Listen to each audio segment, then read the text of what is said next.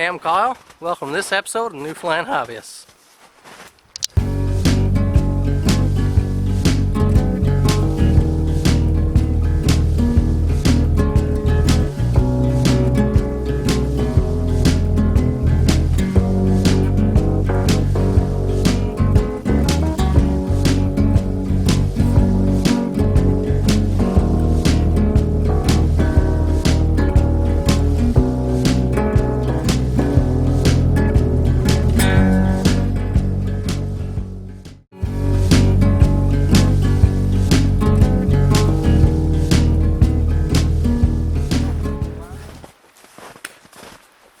Would you? I think we go this way, we'll see the bay, and that's what I'd rather see, the ocean expanse.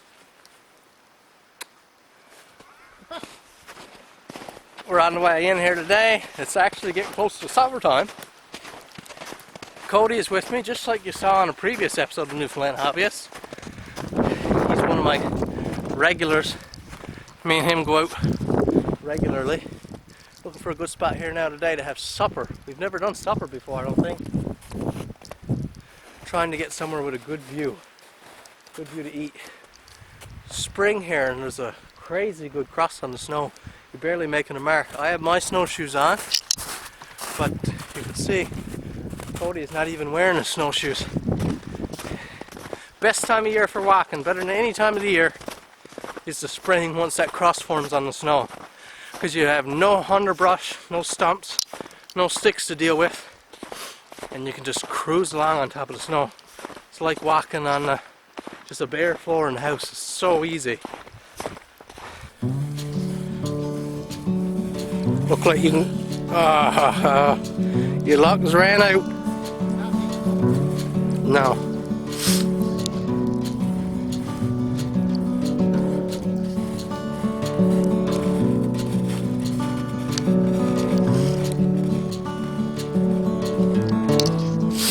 Why don't you put your snowshoes on?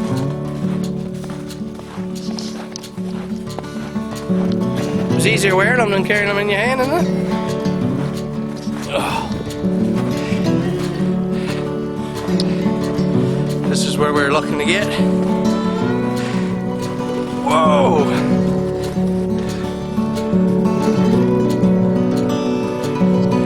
Looking a long ways here now.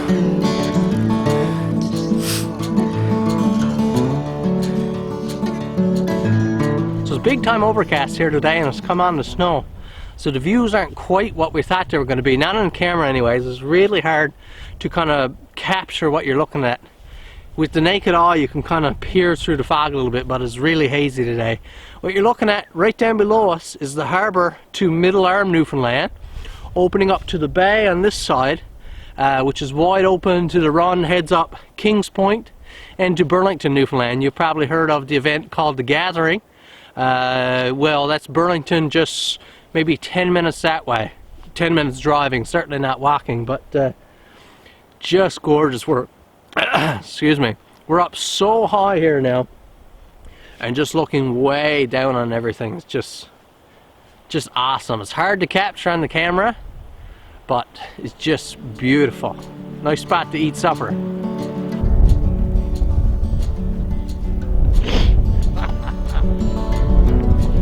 What a spot!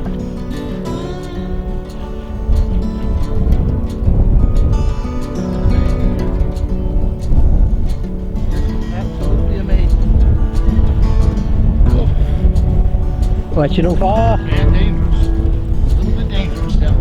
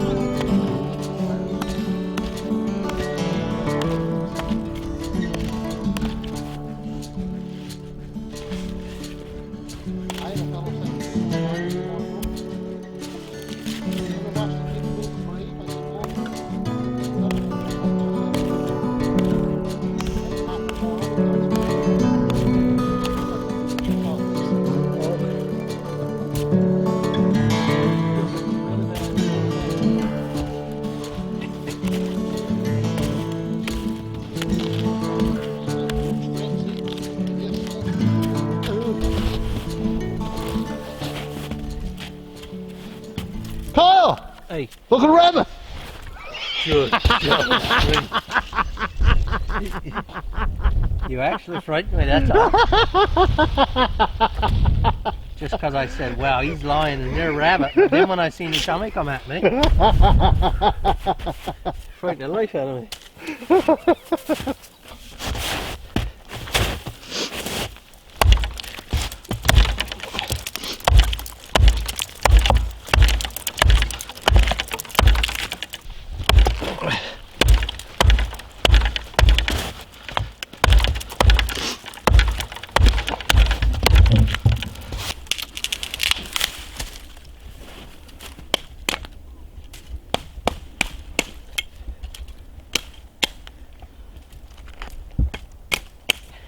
If you could work your way in now for some close-ups.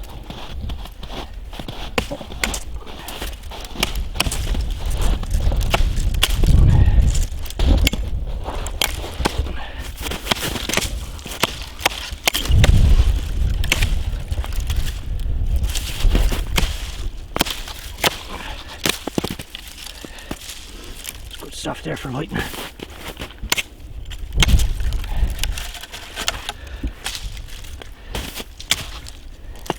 Let's note that this was a dead tree. Whenever I can, I only take dead stuff, dead, dry. Try not to take any green trees unless it's just a few bottom boughs or something to sit on. I want to be as least destructive as I can when I'm in like this. Don't want to start just limbing down nice green trees and stuff. There's enough of that going on now with the forest industry and everything. So try to have the least impact I can. Okay.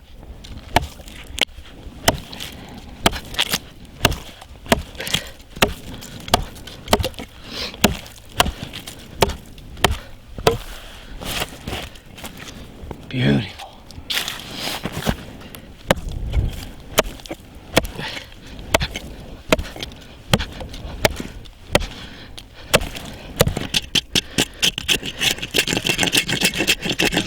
All that nice resin. Oh, you should smell how strong that is here now. You smell it? Man, no. So strong. Smell it. Oh, it's deadly. Oh, isn't that nice? Yeah. Man. So when I was out with Cody last time, we went to an aside in the video and I talked about sharpening an axe. Now I've been working with axes for quite some time, both restorations, sharpening for other people, handling axes, etc. And I just wanted to talk about what I think makes a good axe. And I've got a pretty good idea now, pretty good consensus from across the axe community. A lot of the older generation who really used axes for a living and such. And I think I've got a pretty good idea. And to me, perfect example I'll show you is this council tool. This is a Woodcraft pack axe on a 19-inch handle. This council tool has been making axes, an American-made company, since late 1800s, axes and tools, and they know their stuff. They've got it right.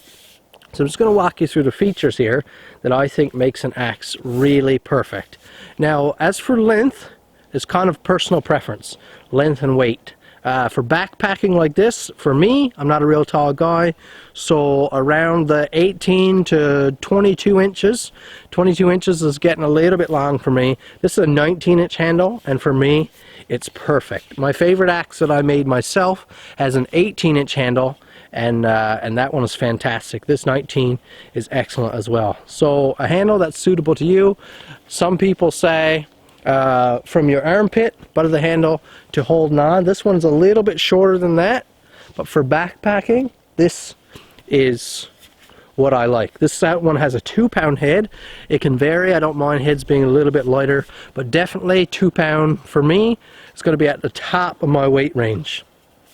A good axe handle. Hickory is a great wood, but it's important that you don't have much grain run out, and that means a nice straight grain. So grain should be vertical up and down this way, the handle, so you don't have grain running out the bottom or the top, and that's where all your strain is going to be. So if you have grain run out down here, and that pressure when you're swinging is probably going to break your handle. Definitely going to be a lot more prone to breaking. So yeah, a good palm swell. A lot of handles these days are really chunky for one. This has a nice slim handle like I like, but notice how big this palm swell is here.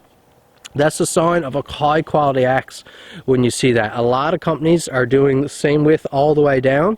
That's because it's cheaper to process the tool that way. Less milling, and they can use a thinner piece of wood to start with, but for a handle like this they have to start with a big thick piece of wood and mill down to a thin, so you have that proper palm swell. Not many companies are doing that these days. Make sure you get an axe from a company that is. So before I unwrap this axe, I'm just going to mention it's an important thing to have a good mask or a sheath for your axe. Where I live, here in Newfoundland, of course, you probably know that it's not the most common thing to have your edge protected. It's thrown in the box on the back of the skidoo, or you get one of those plastic sheaths or something that are really hard on your edge. A good quality leather sheath like this keeps your edge safe. It keeps you safe from your edge, keeps you from beating it all up, so it's important to have it covered. I like a nice wide cutting bit on my axe. Look at the shape of this one. This is just beautiful. Now this axe by Council Tool has a hardened pole as well, so this is the perfect camp axe. How many axes have you seen? You're probably guilty of it as well. The pole, this is called the pole of your axe, is mushroomed out, so all that steel is rounded out there. I've restored so many axes where I've had to grind all that off, and that's because how axes are heat treated, they aren't made to pound with. This one is specially heat treated for driving wedges and driving stakes and stuff. But most axes have a hardened cutting edge, but the poles back here are soft around the eye, and this isn't heat treated back here, so it isn't made for hammering with. So if you want to preserve your axes and it doesn't have a hardened pole like this one, make sure you don't go driving wedges or nails with it. Your axe just won't hold up to it. And then of course, if you have all those features right, keep that axe handle oiled. That wood should be treated. I don't like any sort of like a lacquer or varnish, because it's really hard on the hands. It blisters the hands and it cracks up over time, dries up. You've probably seen that varnish scaling off. Not nice. Just a clean wood, oiled, boiled linseed oil, and it dries, just a beautiful finish over time. Other than that, keep your axe nice and sharp, because a sharp axe is a safe axe. When an axe is getting dull, you start swinging, it starts glancing off trees and glancing off wood, and then you've got an axe. Even though it's not razor sharp, a swinging blade is not a good thing. So a nice sharp axe, it's got to be a pretty tough situation where it won't bite in. So that's it. Once you've got that razor edge done, and you take good care of it, like I said, keep a good sheath on there to protect that edge, and you'll have a tool to last a lifetime. Nothing like having an axe that's not disposable. Beautiful tool, and it's really worth paying a lot of money for it, in my opinion, if you're planning on taking care of it and keeping it like that. If you can't take care of it, sure, buy a cheap hardware store axe for 20 bucks, and it'll get rusty and broken up in no time, and you'll throw it out. But I just don't like that mentality. Buy yourself a good quality axe, take good care of it, and it's a lifetime tool.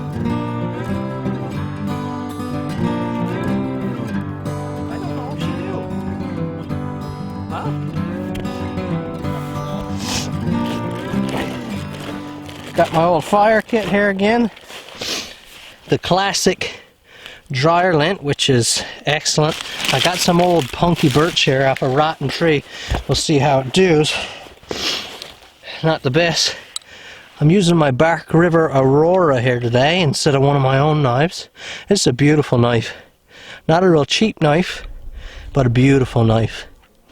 Lovely steel, and then of course with our ferro rod. If you haven't been watching for a while, a nice sharp spine and a ferro rod will throw a great spark, and then you combine that with some dryer lint and it just works perfectly. I'm not going to use it all right now. Fluff it up, and just like that it's lit. See how well that birch burns. That would be awful wet for birch not to burn. Really wet.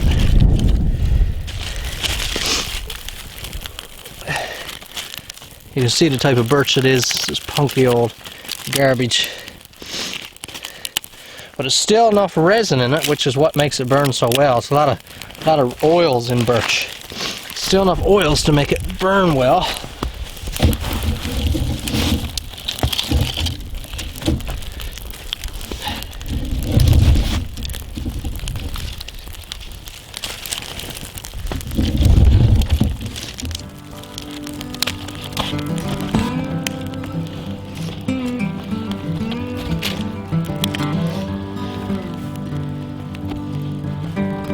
today, we are. Wait, Kyle knows where they like the fire. Well, you haven't got to worry. No? Sir.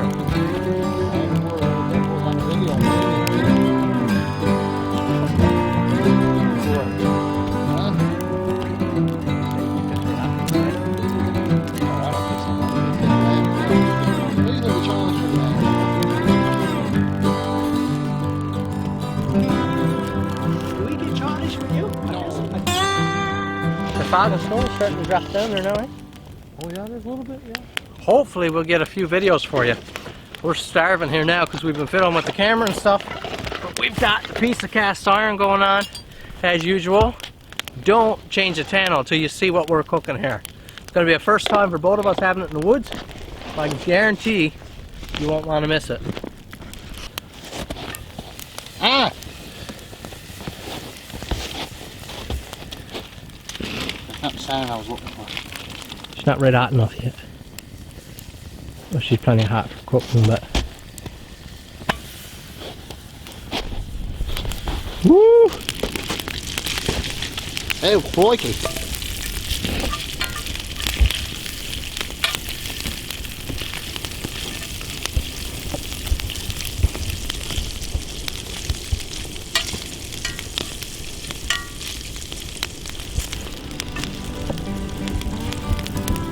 Don't need all that bacon in that. No, I Well, you agree. get the water boiling, but do. Well, we got to marinate it. What? We got to marinate it. Not exactly marinated, it's just some spices. Salt, pepper, a bit of paprika I find great on raw chicken. And a little bit of Montreal chicken spices. Come on, eat some bacon. Look. Oh, look at that. Oh. Pretty caramely, though. Hey? It's pretty charred. Oh, that's beautiful. Cooking with snow in that pan, yeah. Yeah. I'll get her over here. It's a little bit more even heat.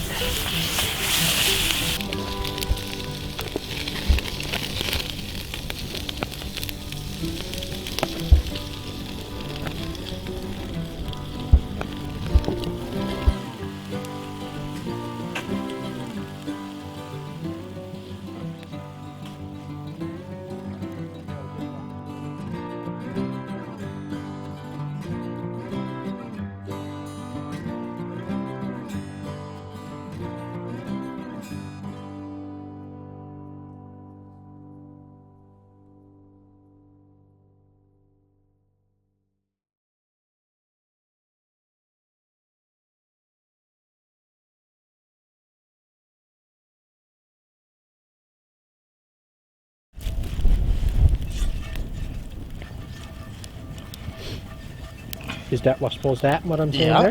Yeah, what's happening now? What's supposed to happen? Okay, if I don't die from carbon dioxide poisoning here. You hear that? Yeah. We'll need more than that. That's enough to get.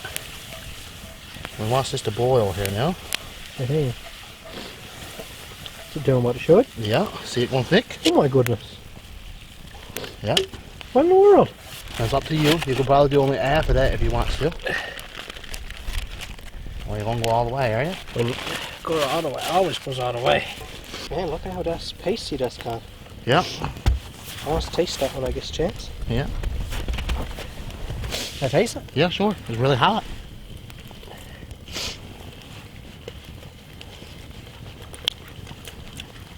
It's a cheesy sauce. You got a lot of That's cheese in nice. there. You got a Really lot. smooth. You got a lot of cheese in there, so it's gonna be a really Might be cheesy getting a sauce. little extra on the heat over here now. Yeah, Look. I know. That's why I'm trying to keep it stirred pretty good. Now,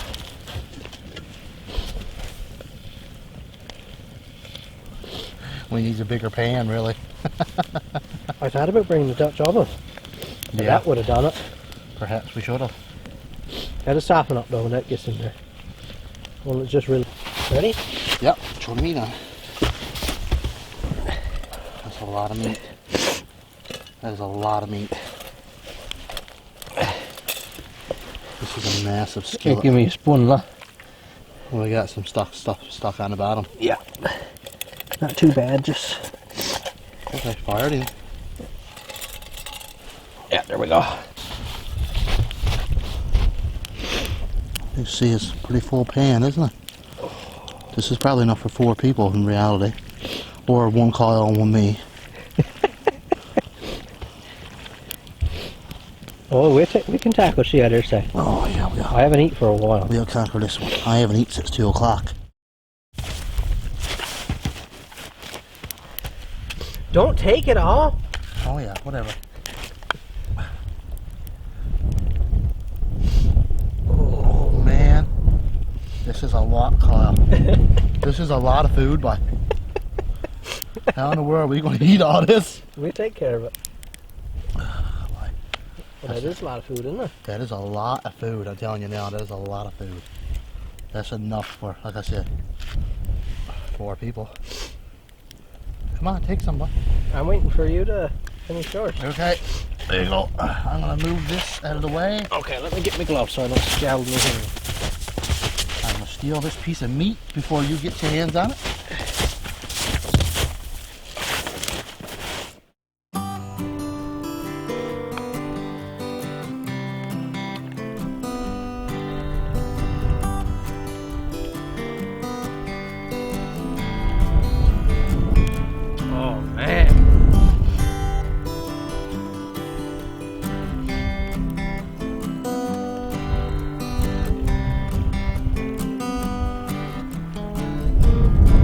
That is fantastic.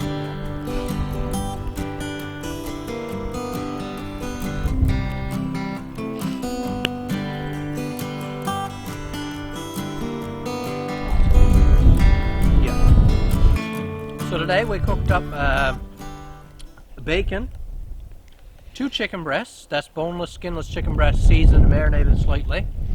And what type of sausage? Just a pork sausage. Took that out and then we cooked down some vermicelli pasta. Something like that, yeah. Correct, vermicelli, smaller noodle than spaghetti. And then Cody here made up a roux sauce, so it's basically like a heavy cheese sauce you saw us make.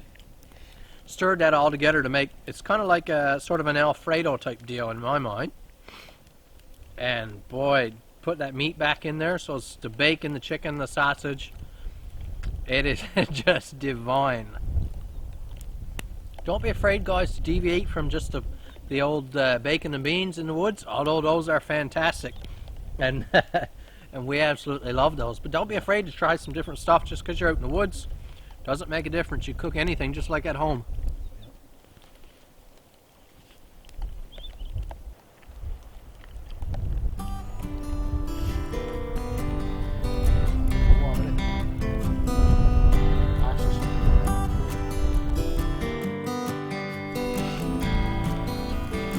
Well, that's it for this episode, guys. We've had a fantastic time here. Some great food. We're absolutely stuffed. We figured we were going to be able to conquer all of it. Not a chance.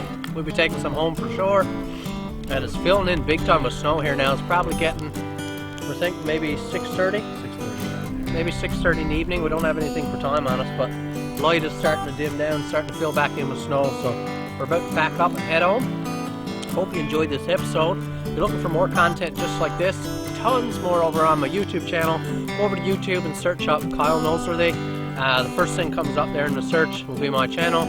Head in, lots of videos just like this. If you're looking to talk to me or ask any questions, head over to Facebook and search up Kyle Noseworthy-Weeder Fan. Hope you liked this week's episode. Make sure you turn in next week to the Newfoundland Hobbyist.